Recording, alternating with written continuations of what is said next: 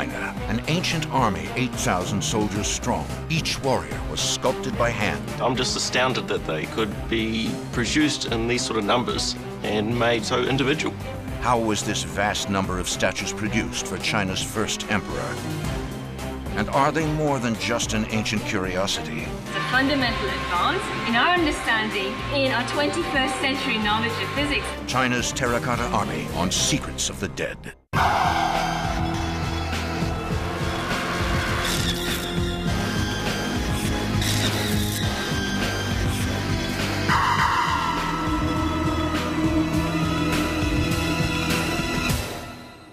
More than 2,000 years ago, the first emperor of China set out to build a lavish tomb where he could spend his eternal life. The emperor needed fierce warriors to accompany him into the afterlife to protect him from the unknown.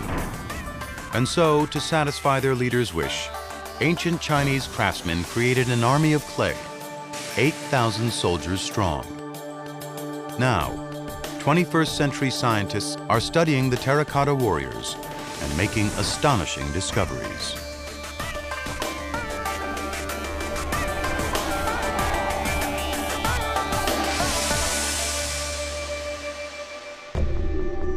The year is 221 BC. In Mexico, the city of Teotihuacan is expanding, on track to become ancient America's greatest metropolis. In Egypt, the city of Alexandria boasts a 400-foot-tall lighthouse, one of the tallest buildings in the world at the time. And in China, a team of craftsmen begins an incredible feat.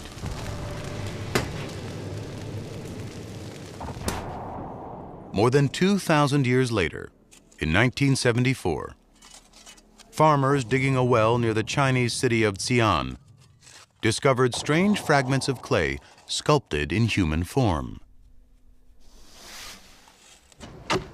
Intrigued, Chinese archaeologists carefully excavated the soil and made a staggering discovery. 8,000 clay warriors, infantry, archers, generals, cavalry, buried in 3 pits near the tomb of one of history's most powerful men. The brilliant soldier and ruthless conqueror named Qin Shi Huangdi. More than 2,000 years ago, he unified 7 warring kingdoms into a single empire called China, giving himself the title of First Emperor. And he built himself an extraordinary tomb, one that dwarfed the ancient Egyptian pharaohs' pyramids. A Chinese author recorded the splendors of that tomb, its rivers and oceans made of mercury, its replicas of palaces, fully reproducing the emperor's earthly realm. But there was no mention of an underground army in this ancient text. And nothing like it had ever been found before or since.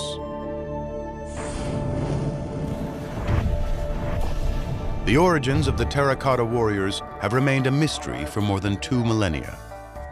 Now, archaeologists and scientists from around the world have joined together to find out everything they can about the statues, why they were made, and perhaps, more intriguingly, how they were made. Each soldier stands 6 feet tall and weighs more than 600 pounds. Creating the terracotta warriors was a stunning achievement. They would have cost a fortune only an emperor could afford. The task would have required years of work and endless ingenuity as workers struggled to make clay statues on a scale never attempted before. And when they were finally finished, they were buried out of sight for eternity. Qin Shi Huangdi went to enormous trouble and expense to create these statues, statues that would never be seen by human eyes after his death. Just west of the first emperor's tomb, archaeologist Jing Hongwei is studying another royal tomb, one that might provide clues to understanding why the first emperor produced his army of clay. In 537 BC, some 300 years before the first emperor unified China, this gigantic pit was the tomb of Qing Jing Gong, ruler of the small kingdom of Qing, and one of the first emperor's ancestors. These wooden boxes are grim reminders of what happened here on the day Qing was buried. The ritual killing of his entire court. When Qin Jing Gong passed away, he buried 186 living people with him. They were buried in these coffins. Each coffin was numbered, and each victim was also given a number. Every victim was buried in the coffin with his or her number. The position of every coffin had been pre-assigned. Pride of place went to the ruler's ministers and wives, assigned to the coffins nearest his own. Cruder caskets in the outer ranks held royal craftsmen, bodyguards, and other useful commoners. They were all killed to serve their lord in death, as they had in life. It is the largest human sacrifice ever found in an ancient Chinese tomb. But there were others. Almost every big tomb would have 100 to 200 corpses. This is a massive number. Body counts like these from royal tombs conjure up images of mass slaughter. But there's no evidence of a violent massacre. These bones belong to people buried in Qing Jing Gong's tomb. And according to archaeologist Zhang Zhongli, some of these people were happy, or at least willing to die. At that time, people believed that there was another world where people could carry on their lives after death. Rulers, attendants, and followers were enjoying their lives with their masters when he was alive, so it was quite natural to follow him when he died. For them, death was another form of life.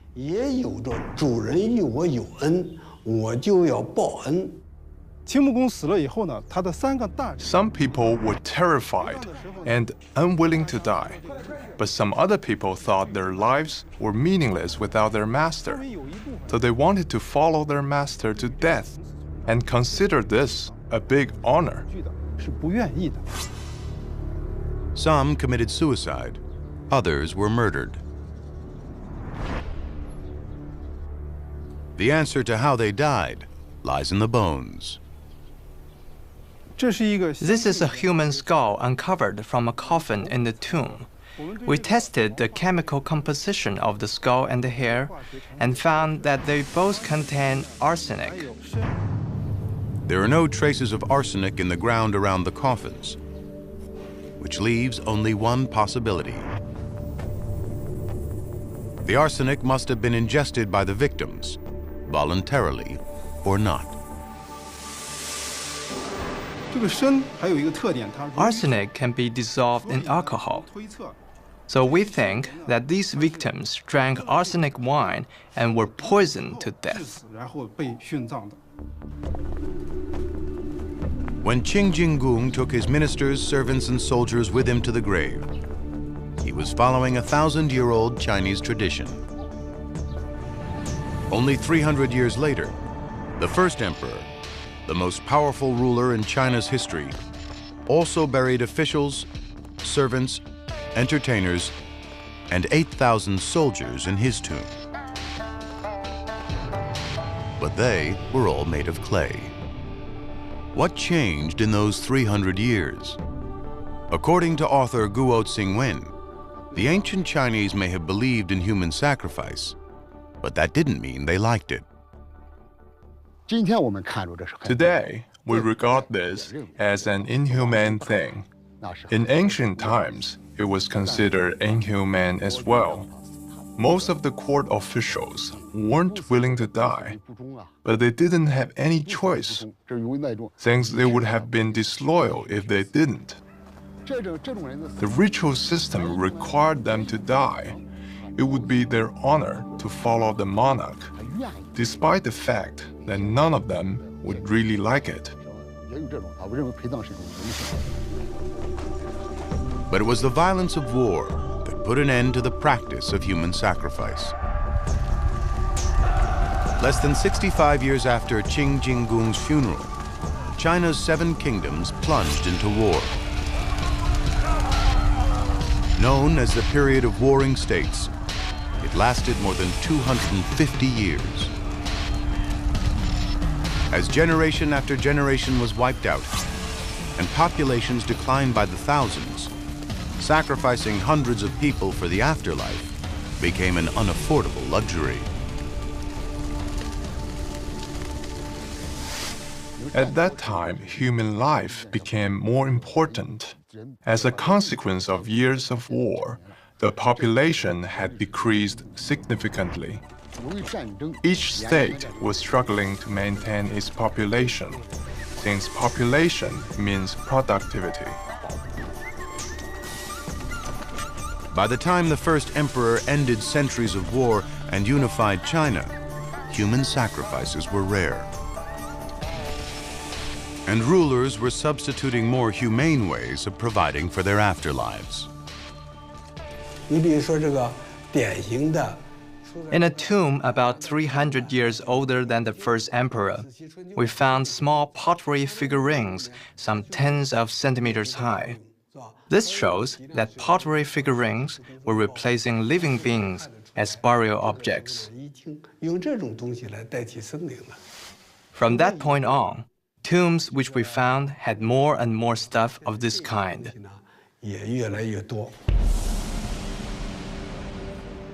But nothing on the scale of the Terracotta warriors. The first emperor inherited the tradition of tiny tomb figurines, but took it to new heights, literally. His tomb figures were life-size, and no 2 of them seem alike. Their shoes, their bodies, and especially their faces, all appear to be different.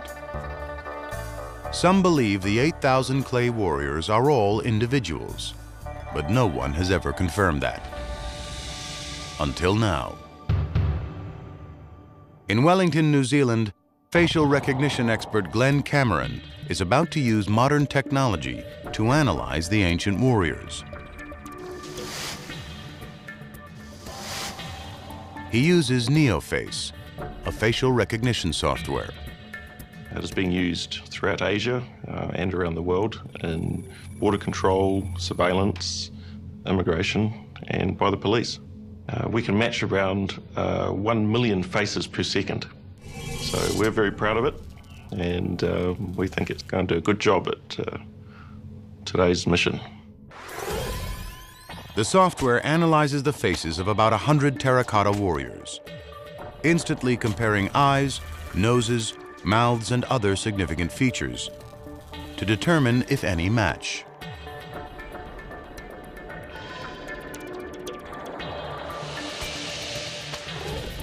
Let's have a quick look at these top matches here. These 2 are the big, fatter chins. So here we have very similar chin lines, the big, thick chin, similar mouth position. Nose is slightly different, but the eyes, eyebrows, very different. There's a huge range of faces here, very individual, very individual. Whole head, very different in shape. Very different facial hair. A lot of difference in the eyes. This guy's looking quite sad. Look at the eyebrows on this one. Nearly frowning. Very entertaining facial features in the eyes, the eyebrows. So this one here, quite a flat nose. And this one here, more normal. There's some similarities between the warriors, like some chins or the mouths, the eyes, the nose, but they're all very unique. I think this is incredibly exciting, and I'm just astounded that they could be produced in these sort of numbers and made so individual. 8,000 individuals. It is a mystery whether they were portraits of the emperor's soldiers or products of the warrior makers' imaginations. But one thing is clear.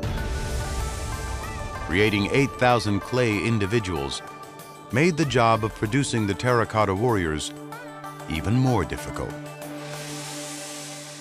Human-sized statues are definitely harder than small statues to make. Whoever came up with the idea might not have known how difficult making them was going to be. On a day forever lost to history, the emperor gave his orders. 8,000 unique figures, and all to be ready on the unknown day when he died. All of them strong enough to survive an eternity underground. And all of them beautiful and realistic enough to please the imperial eye. Each one different from the next.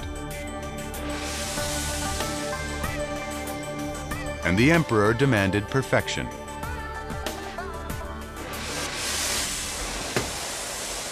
Day one of terracotta warrior production, around 221 BC.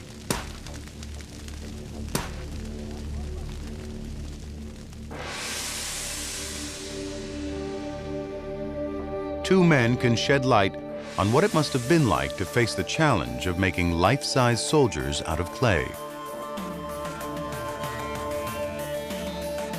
Zhang Binruo and Hong Pingzhe make terracotta warriors for a living. Their factories churn out thousands of terracotta warrior replicas every year. It is a thriving business that sends warriors across the world to people fascinated with the first emperor's army of clay. Our terracotta warriors are exported to countries like the United States, Germany, Japan, United Kingdom, and France. We manufacture around 50,000 small terracotta warriors each year, and about 200 full-size figures. Besides the traditional statues, we also modify some elements according to our clients' needs. This warrior is playing golf. We made it for our client, the Yajian Golf Club. The golf club gives it to winners as a trophy. After more than 25 years in the replica business, Zhang Binruo and Hong Pingzhe have faced the same difficulties the original warrior makers did.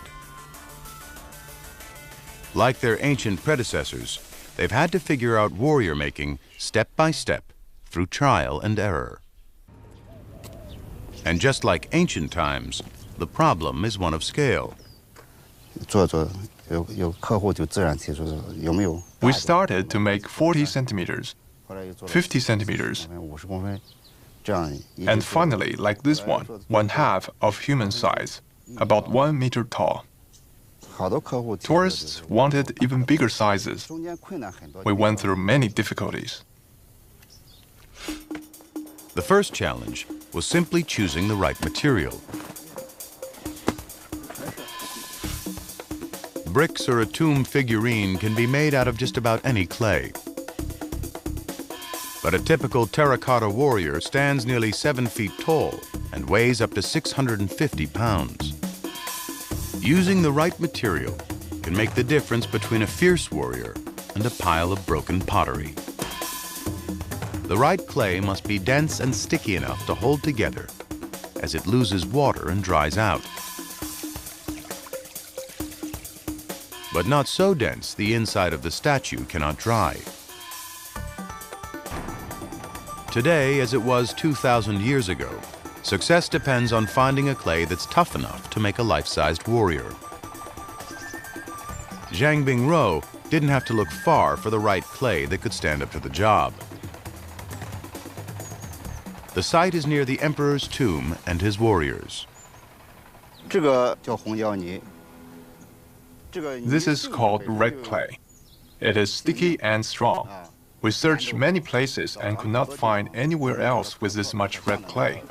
But we find that this place has a lot. Now we only use red clay from here to make terracotta warriors. 2,000 years ago, I think terracotta warriors would have been impossible to make with any other soil or clay.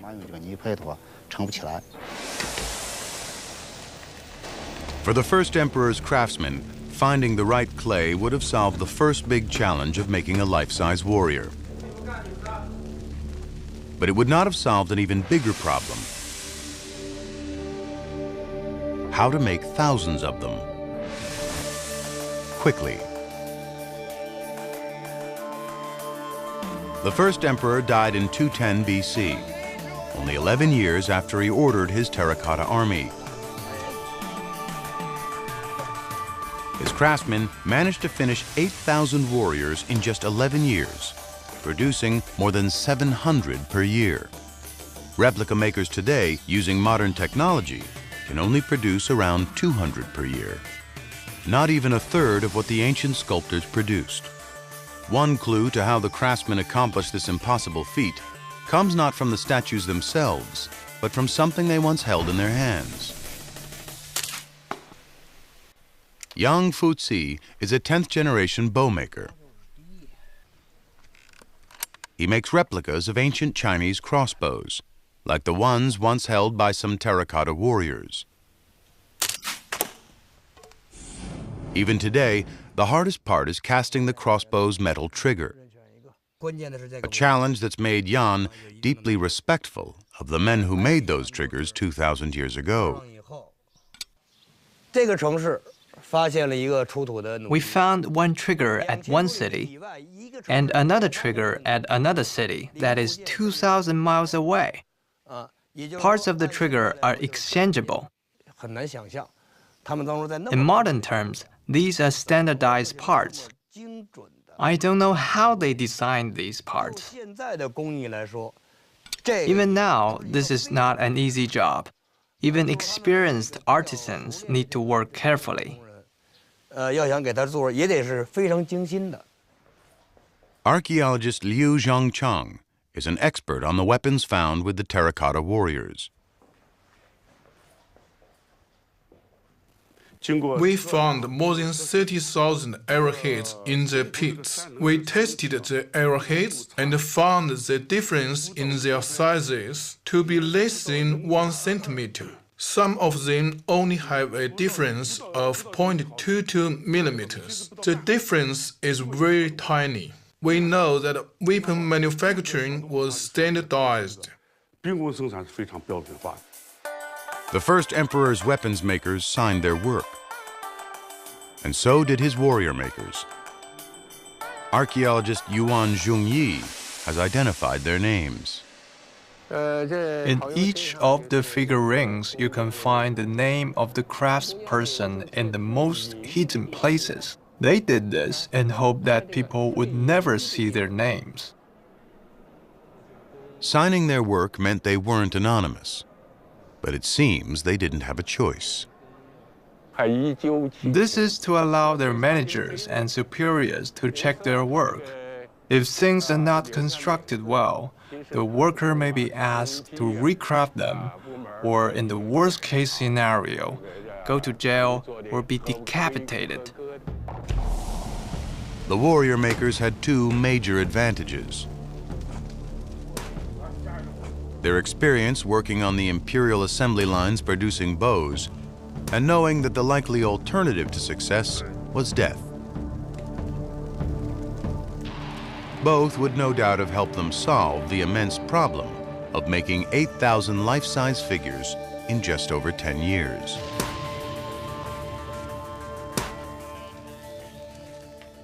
After years of trial and error, modern replica makers have learned there's only one way to mass-produce large clay statues quickly.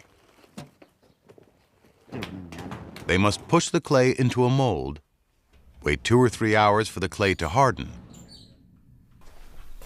Remove the mold and prop up the clay torso with wooden sticks while workers carve details. Make the heads, hands, and legs in separate molds. Let everything dry out for 10 days to 2 weeks, and then fire all the pieces separately in the kiln.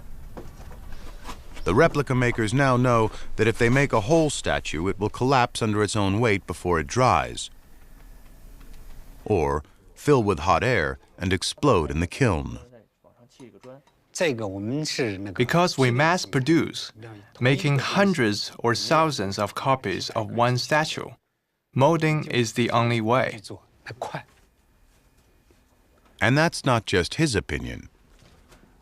Archaeologists agree that 2,000 years ago, the first emperor's craftsmen knew that molding was the key to efficient mass production. Mass production was the only way to explain the large numbers of arrowheads we found. The difference between arrowheads is tiny. I think they used molds, so they were able to produce massive amounts of arrowheads with tiny differences. Case apparently closed. It would appear the ancient warrior makers may have met the mass production challenge by using molds, just like modern warrior makers do. There's only one problem. Nothing suggests the ancient craftsmen used molds. This broken half-body gives us very important information about how terracotta warriors were made. We can see the internal traces of the clay layers here, which shows how the clay coiled up. The sign of how the clay coiled up and joined together is very clear. Here's one clay coil. Here's another clay coil. One coil after another, until the clay layers were all joined up inside the body. You see this layer, this layer, this layer, until it reaches this place, near the bottom, one by one. So, this is how a terracotta warrior is made. The ancient evidence leaves no doubt. The original terracotta warriors weren't stamped out of molds. Molds did play a part in making hands, ears, and heads. But as incredible as it seems, the bodies of all 8,000 terracotta warriors were made individually by hand and with techniques that were revolutionary for their time. The ancient craftsmen used a simple method. They pounded the clay until it became soft and rolled the clay into strips. Then they coiled the clay strips upward. We call this method clay coiling. The first emperor's craftsmen were the first people in China to make statues this way. Coiling was a difficult way to make more than 700 statues a year. Archaeologist Zhang Zhongli has decided to find out just how difficult the task was by making a terracotta warrior the old-fashioned way, with replica maker Han Pingzhe and his master craftsmen. When we opened our business, we weren't sure how to make a terracotta warrior. I read about the traditional clay coiling method, and we tried it. It took us a month to finish one statue. The heart of the challenge: make a figure that is more than 6 feet tall, but only half an inch thick, that won't collapse under its own weight, a danger that grows greater as the coiling gets higher. Supporting the figure with wooden sticks helps, but the only real solution is to stop and let the clay dry over and over again before making the statue taller. They must find a delicate balance between waiting long enough for the clay to dry, but not so long it dries out and cracks.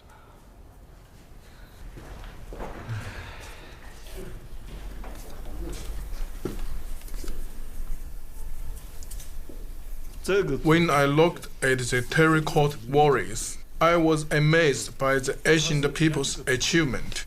My statues collapsed 3 or 4 times when I first started. Today, molding a warrior takes 10 days to 2 weeks.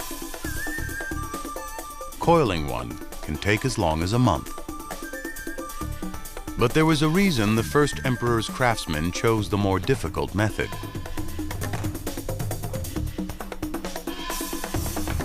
While molding may be the best way to make the same statue over and over again, the craftsmen weren't making the same statue over and over. They were making 8,000 unique ones. If these statues were made with molding, it would only be efficient if we made the same copy over and over again. This was not the goal of the ancient people. With the clay coiling method, it is easier to make each terracotta warrior different, whether it was fat or slim, tall or short. The idea was to create a group of humans. But if coiling made more sense for individualizing the warriors, it was still a slower process.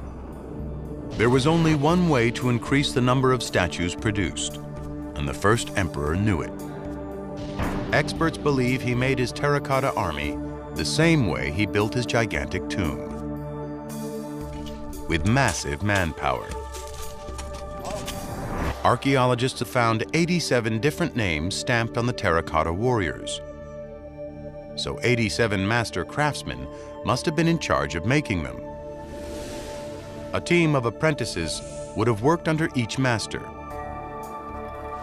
Experts estimate 10 apprentices per team, making at least 87 teams with nearly 1,000 workers. Coiling one statue every month, each team could have finished 12 warriors every year, and all 8,000 in only 8 years. But today's replica makers know that having a huge labor force wouldn't have solved yet another difficulty. A problem that could have destroyed the production schedule and their statues.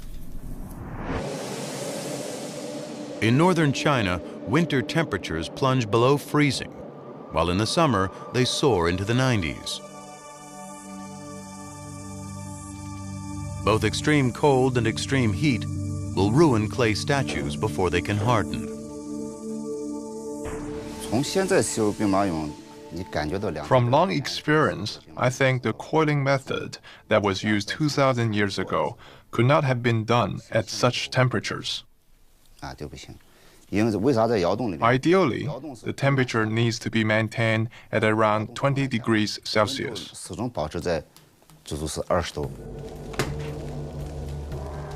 Without the benefit of modern heating and cooling systems, the ancient warrior makers faced a stark choice.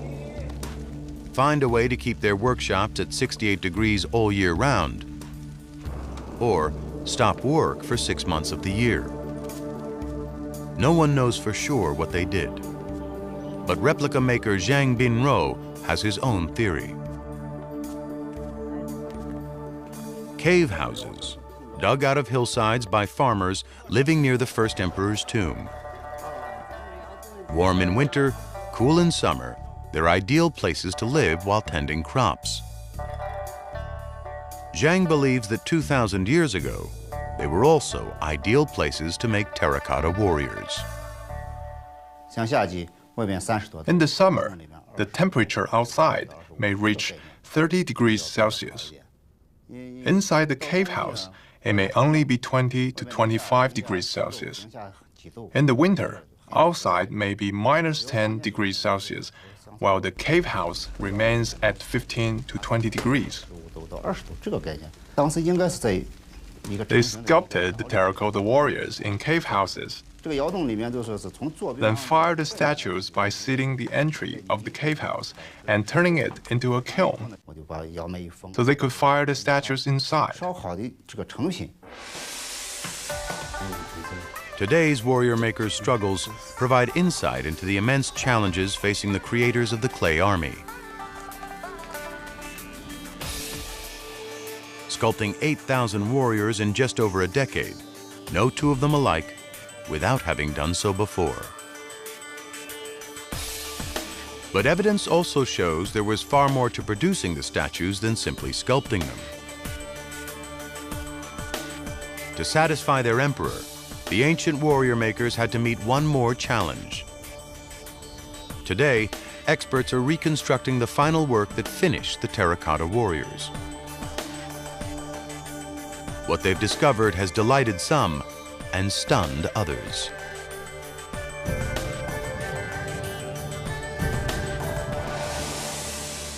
After more than 35 years, experts have learned a great deal about restoring the terracotta warriors. But they're still unable to prevent an archaeological tragedy. The warriors emerge from the earth bearing traces of brilliant color. But those colors vanish within a week, sometimes minutes after excavation. Conservation expert Zhou Tia and his team race to save what they can.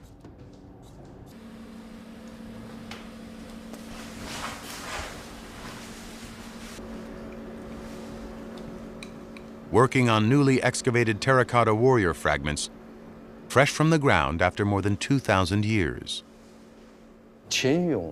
When people created the terracotta warriors 2,000 years ago, all the pits were full of color. When we excavated, the paints were almost gone. Only small areas of paint remained, and those were in poor condition. The paint can easily fall off after excavation. For years, an international alliance of experts from China and Germany has battled to save the terracotta warriors' colors. It is a battle they still haven't won, but at least they've identified the enemy. A syrup-like substance with a pungent smell. It was one of ancient China's most coveted treasures. Lacquer. According to German conservator Katharina Bleinsdorf, every one of the 8,000 terracotta warriors got a coating of lacquer from head to toe. Lacquer is a very stable material, and also in the antiquity they knew that it can survive centuries or even longer. So it had technical reasons, but also aesthetical reasons and reasons of meaning. Lacquer was, and still remains, a valuable substance. 2,000 years ago, it was the ancient world's plastic, a hard resin that protects whatever it covers from decay. And when it dries, its brown color transforms into a glossy sheen nothing else could equal. Lacquer wares were luxury goods, and it probably was so expensive that only the emperor could afford to lacquer a whole army. For the ancient Chinese, its value was derived from more than just its strength and beauty. It was also difficult to obtain. The sap of the lacquer tree can't be harvested until the tree is 6 years old. And even then, only from June to September, when the weather is warm.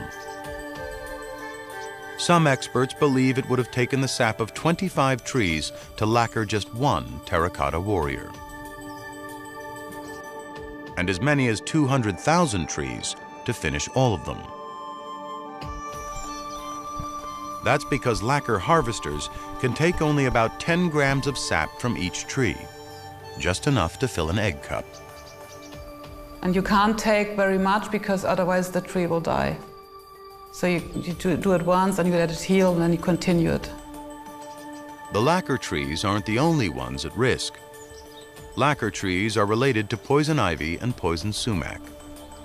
Touching the sap or even just breathing its fumes can cause extreme discomfort. I tried to work with the lacquer several times just for experiments. And in the beginning, not much happened, but then twice there was a strong reaction where really my hands and my whole face was covered with this rash. It's not painful, it's just itching, and you have to control yourself a lot not to scratch. And what normally happens is that you get this reaction several times, and then there's an immunization, so afterwards you don't get it anymore. Or so she thought. Breathing lacquer fumes during this interview triggered another reaction 2 days later. The first emperor's workers were forced to expose themselves to poisonous lacquer on a daily basis. And 21st century researchers must now work with a toxic sap so they can save the colors on the terracotta warriors. The problem is that the lacquer layer was embedded in the wet soil for 2,200 years. As soon as excavation exposes the ancient lacquer to air, its moisture begins to evaporate. As the lacquer dries out, it begins to shrink until it curls up and separates from the clay, taking paint with it. Finally, the lacquer layers just flake off in tiny flakes, and then there's no chance to bring them back to the terracotta. The only solution is to keep the lacquer moist so that it will stay attached to the terracotta. Its water must be replaced by something that won't evaporate. One group of German scientists has tried coating warrior fragments with a plastic used to seal underground water pipes. Then bombarding the plastic with electron beams from a particle accelerator, which evaporates the water and bonds the plastic to the lacquer. But that can't be done by archaeologists in the field, who may have only minutes to save a painted warrior.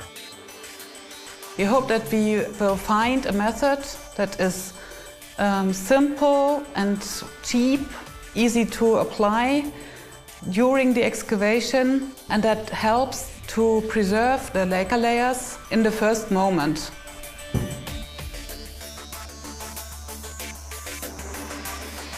While saving the warrior's color seems difficult, reconstructing what they originally looked like may be an even greater challenge. The only clues are faded fragments of terracotta, bits of paint found in soil, and decades-old excavation reports. But now, visitors to a Munich museum can see what the terracotta warriors may have looked like.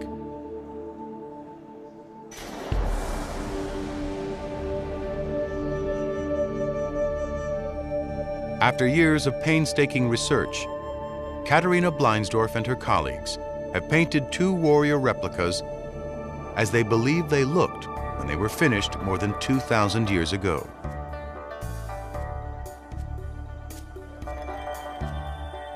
Many people were astonished or surprised because they didn't expect them to be so colorful. And some people were also really shocked because somehow they just liked the terracotta version, and they found it's kind of disturbing it or breaking it up. And they really asked me, are you really sure that it has to be like this? It's based on our findings, so we are pretty sure that this is true.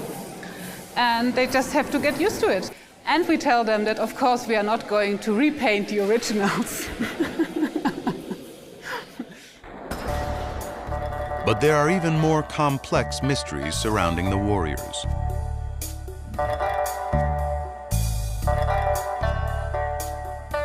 When they analyzed surviving color fragments, conservation experts made an unexpected discovery. One of those ancient colors differed from the others. Known as Chinese purple, it has unique and surprising properties. Halfway around the world, researchers at Stanford University are using the world's most powerful X-ray machine to study those properties. A team of scientists has focused a light 1 billion times brighter than the sun on a few flakes of Chinese purple, trying to find out exactly what they're made of. Now actually we know we have the first concrete material evidence. Zhe Liu, Apurva Mehta, and Nobumichi Tamura are all physicists. But they've set out to solve an archaeological mystery. We're looking at one clamp of the Chinese purple pigments, and the size is around 50 microns. So it's about the cross-section of your hair. From very tiny sample, you can tell a very big story. Chinese purple is one of only 2 entirely man-made colors produced anywhere in the world before the birth of Jesus. I think all the white beam patterns worked out. Yeah, it took only, The other was Egyptian blue, created by chemists working for the pharaohs thousands of miles from China, and centuries before the Silk Road opened up trade between China and the West. People speculate there's a technology transfer from Egypt to China because of the similarity between those 2 materials, which is really significant in terms of technology development and communication between 2 civilizations. Stanford's powerful X-ray machine confirms that Chinese purple and Egyptian blue shared all the same ingredients, with 2 exceptions. Egyptian blue contains calcium, while Chinese purple has barium in it. And the Chinese also added something the Egyptians never used: lead oxide. Indicates that the Chinese really actually invented the Chinese purple completely independently from the Egyptian. There was no technology transfers at all. Yeah. And that told us that the technology they used for forming this material was very unique. If it wasn't brought from Egypt, that means the Chinese created the pigment using their own methods. The team believes these methods were not developed for art or science, but for religion. This burial suit was made for a Chinese leader who went to his grave not long after the Terracotta warriors went to theirs. A suit made of thousands of pieces of jade. 2,000 years ago, the Chinese elite believed jade would magically make them immortal. They paid alchemists to find a formula for making jade. The alchemists created a jade look-alike called Chinese glass, made with barium and lead, the 2 key ingredients of Chinese purple. As they searched for the secrets of immortality, did they also create Chinese purple? Chinese glass and Chinese purple have nearly identical chemical compositions, and their apparent connection doesn't end there. Around 250 AD, some 500 years after the Terracotta warriors were made, China's religious beliefs began to change. People no longer buried themselves in jade to make their bodies immortal. Chinese glass disappeared, and Chinese purple vanished at exactly the same time. It was never made again. It would seem Chinese purple has a sacred past, fitting for warriors meant to accompany the emperor into the afterlife. And across the United States, another powerful scientific tool has revealed that Chinese purple's potential might lead to fantastic technological breakthroughs. In Tallahassee, Florida, scientists have discovered that the Terracotta warriors' purple paint is much more than just a beautiful color. They made their discovery here, the National High Magnetic Field Laboratory, home of the 45T hybrid, the world's most powerful magnet. It packs 45 Teslas of magnetic force. Facility Director Eric Palm has a simple way of showing what 45 Teslas can do. If I take this steel washer closer to the magnet, you can see that it will be pulled and attracted to the magnet. I believe that the stored energy is about 20 sticks of dynamite. It's dangerous enough that we don't typically allow people to be, that have not been trained to be around the magnet. We don't allow people to bring tours where they can see the magnet, just in case something bad happens. Scientists from around the world, like Suchitra Sebastian of Cambridge University, use the magnet in their research.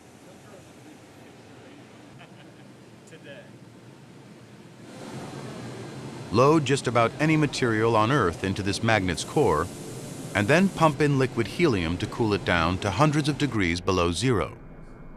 The 45T hybrid's power will force the material to reveal its hidden physical properties. In 2006, Suchitra Sebastian and Neil Harrison put a few flakes of Chinese purple into the magnet's core and saw something astonishing. Inside the magnet, the molecules of Chinese purple became a single magnetic wave, a unique state in the world of quantum physics. The team dropped the temperature even further, and the magnetic wave lost its third dimension, separating into individual two-dimensional planes. Well, when I first saw this, I guess we were just in disbelief. It was a complete surprise. I mean, it was a totally new type of discovery. A discovery that might change the world, because studying shifts from 3 dimensions down to 2 could help make better superconductors. And better superconductors could mean more efficient magnetic trains, lower electricity bills, and faster computers. It's incredible to think that this material that's been around for more than 2,000 years, that was initially discovered and in fact created by Chinese chemists and has been on this terracotta army for 2,000 years. It's incredible to think that we've revisited this material, something that's a fundamental advance in our understanding in our 21st century knowledge of physics, and that's just mind-blowing. And there may still be other mysteries concealed within this ancient army. More than 2,000 years ago, the Terracotta warriors were an emperor's vision and a brilliant technological achievement.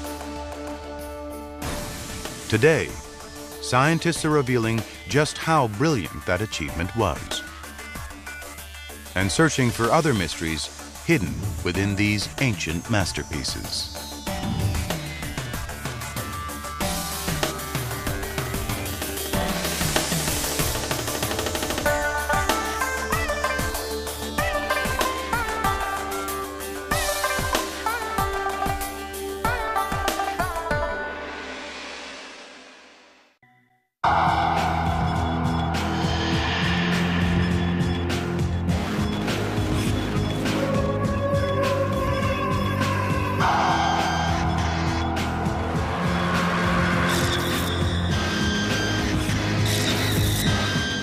The Secrets of the Dead investigation continues online. For more in-depth analysis and streaming video of this and other episodes, visit pbs.org. This Secrets of the Dead episode is available on DVD for $24.99 plus shipping. To order, call 1-800-336-1917.